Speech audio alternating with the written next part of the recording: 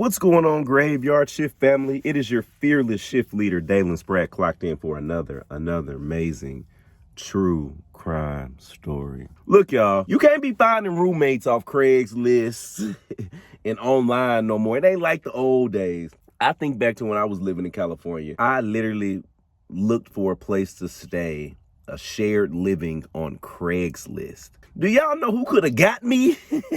Anybody could have got little chocolate Dalen in LA when I was just trying to live, y'all. Man, this story's crazy. The next time you're looking for a roommate, please know the person, y'all. Because there are some people out here that do not have it all. Like, I remember going to an advertisement on Craigslist for a person. They had, it was 3 roommates looking for a 4th. Dalen, what was I finna do? They might would have jumped me. Hey, man, that is wild. That is wild when you think about it now. But maybe people still do it. But you got to be careful.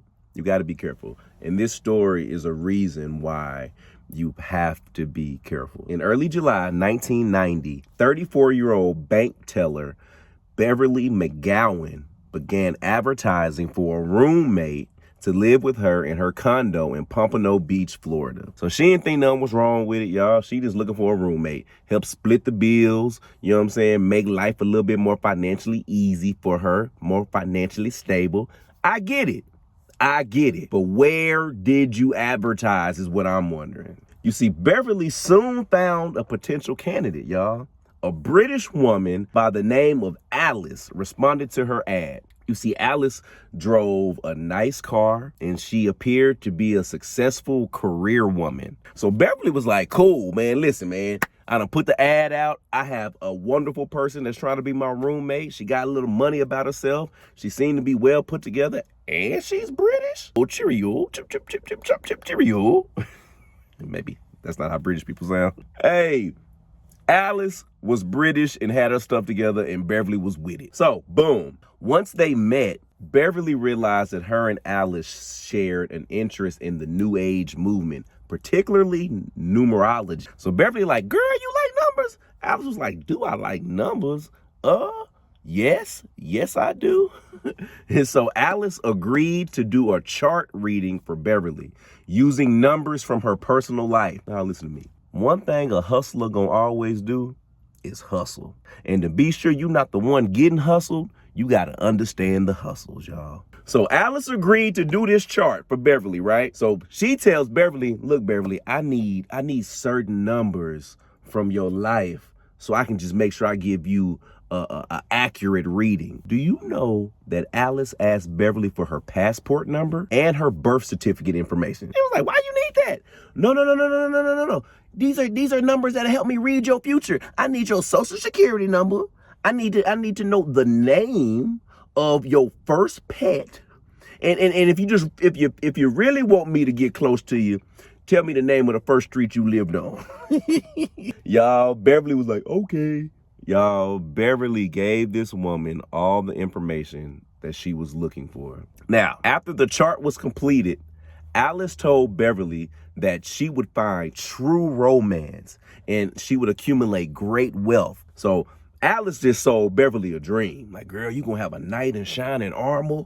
He gonna be tall, dark, and handsome. He gonna have dreads. Oh, you don't like dreads? I mean, not dreads. He gonna have a buzz cut. He gonna have a Jamaican accent. Dang, Beverly, what kind of man you like? Listen, man, she was throwing all of the trimmings out there to make Beverly feel like what she was doing was valid. Now, but what Alice did warn Beverly of, she said that there is a man and a woman that was close to her that would deceive and hurt her. So now Beverly got her antennas up. She was like, man, if I believe the good, I definitely got to believe the bad. So who was this man and woman in my life that could potentially be trying to hurt me? Then on July 17th, a few days later, after Alice moved in, Beverly vanished. Literally gone in thin air. And then on July 19th, several of her friends and relatives received letters from Beverly claiming that she had sold her condo and was planning to start a new life.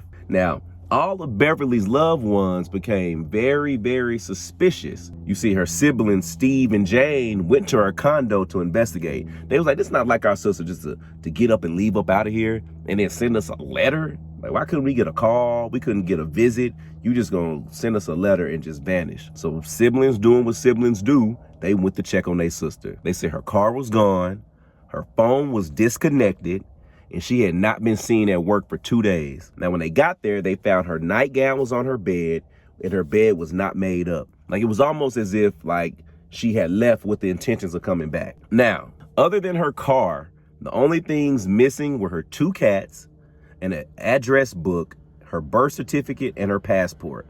Those are the things that was missing from her house. You see, Steve and Jane later learned that she had sent a telegram to her mortgage company authorizing them to foreclose on her condo and just dispose of all of her personal belongings. So now they really getting a red flag. Like, why would my sister like call her mortgage company and let them just foreclose on her house and throw away all of her belongings? Like, who and why? Now, on the same day that Beverly's friends and relatives received letters from her, get this, her mutilated body was found. She had been dumped in a remote canal in St. Lucie County, which is about 100 miles from her home. Her killer or killers had slit her throat, removed a portion of her head and hands, and cut a tattoo off her abdomen to try to delay identification. But even with all of that, they missed a second little tattoo on her ankle, which is that of a yellow rose. So along with that tattoo and dental records, they were able to positively identify that the body was Beverly's. You see, police were confused by the letters that Beverly had sent to her friends and relatives. You see, they were written in her handwriting, and there appeared to be no evidence that she was forced to write them. You see, police immediately set their suspicion on this Alice woman that had just moved in with her, who was seen using her credit card right after her murder. Like, people act like you can't track these movements, like there ain't cameras, like people don't, maybe it wasn't back then, but they was able to find that Alice was using Beverly's credit card the day after she was murdered. She also apparently used her identity to escape to England. Now, after Beverly's murder, a man posing as her also used her credit card to reserve a rental car at London's Heathrow Airport. He later picked it up there using her name, and the 2 suspects have yet to be identified, as this case still remain unsolved. So they don't know who this man was in London who picked up a rental car under Beverly's name and credit card, and they don't know who this woman was who posed as Alice as being a roommate who also fled to London. Now, the suspects in this case was the woman known as Alice. She's the prime suspect in Beverly's murder. She was believed to be a British woman who was staying in the United States working for IBM in South Florida. You see, she had told Beverly that she was working at their Fort Lauderdale office. However, IBM stated that they didn't have no one there or had anyone from England working for them. So they couldn't find any records of this Alice woman working for IBM. And on the day that Beverly's body was found, Alice was seen using her credit card at several shops in the area. The day before, it is believed that she used Beverly's credit card to withdraw $300 from the ATM. Now, the second suspect was a man by the name of Sam, who was also suspected of being involved in the case, right? He apparently was a man who was dressed as a woman wearing a black Cleopatra wig. You see, he had a British accent, and he appeared to be familiar with London. Now, on July 20th, the day after Beverly's body was found, he used her credit card to reserve a rental car at Heathrow Airport. He told the travel agent that he was flying there on British Airways Flight 292, which departed on Sunday, July 22nd at 6:30 p.m. You see, police researched the passenger list for the flight and other similar ones, but Beverly's name did not appear on them. It is believed that either Alice or Sam was on that flight. And on Monday, July 23rd, a person matching Sam's description and using Beverly's name picked up a rental car at Heathrow Airport. And on July 25th, Beverly's car was found at a motel near Miami International Airport. It had been there for 5 days, and in it, investigators found Cleopatra wig hairs. So all of this stuff is kind of flowing together. You got Beverly's car being found at the airport, inside the airport, with hairs from a wig, a Cleopatra wig. In London, a man, maybe a man named Sam, dressed up as a woman wearing a Cleopatra wig, using Beverly's information, rents a car in London. All because Beverly wanted a damn roommate, y'all. Golly. Shawty was just trying to save some money on her overhead. Sadly, this case is still unresolved, right? But in December of 1996, after rechecking the British Airways Flight 292 passengers list, authorities discovered that Alice had used the name Sylvia Ann Hodgkinson to purchase her tickets. Now, through this name, authorities were able to identify Alice as a con artist by the name of Elaine Parent. You see, she had previously been acquainted with a woman by the name of Hodgkinson and stole her identity. And in May of 1991, she was arrested while holding the identification for Hodgkinson and another woman. However, this Elaine was released without charge. Forensic evidence in Beverly's car and handwriting on a tablet in her condo was also linked to this woman named Elaine. Now, over the years, Elaine became known as the Chameleon Killer,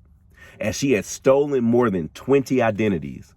However, because of this, she was able to elude capture for over a decade. Then in April of 2002, the police finally caught up with Elaine with the help from an anonymous tip from the show America's Most Wanted. At the time, Elaine was living under the name Darlene Thompson in an apartment in Panama City, Florida. So after detectives arrived, they tried to be, courteous and oblige. They let Elaine go, I guess into another room to change her clothes. But while Elaine was changing her clothes in the other room, she took her own life with a .357 Magnum to her heart to avoid capture. Now, although Elaine's death might bring a sense of closure to Beverly's relatives, it left much of the secrets of her bizarre lifestyle and criminal career unanswered. Some people think she might be responsible for some other murders and, that she was yet to be connected with. And as for the guy, Sam, who was wearing a woman's wig, he was never identified. But some people believe that he may have actually been Elaine. One source even stated that Elaine, wearing a black wig, picked up the car from Heathrow Airport. So maybe that wig was never worn by a man named Sam. Maybe Elaine just had manly features and looked like a man in a wig. Either way, no one will ever know because Elaine never got her day in court. She took her destiny into her own hands, and what's left is a whole bunch of unanswered questions. That story was wild, y'all. Like, you could literally be about to move in with a serial killer and not know. Y'all, we got to be more vigilant. We got to be more aware, and we cannot be getting hustled.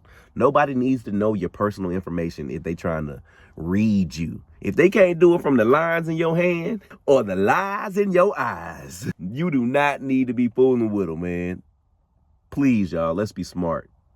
Let's be smart. Dang, I hate that for Beverly, man. Beverly was just trying to get her rent split. Dang. Be careful out there. This has been another true crime story. I'm your shift leader, Dalen Spratt. Clocking out. Love, love, love.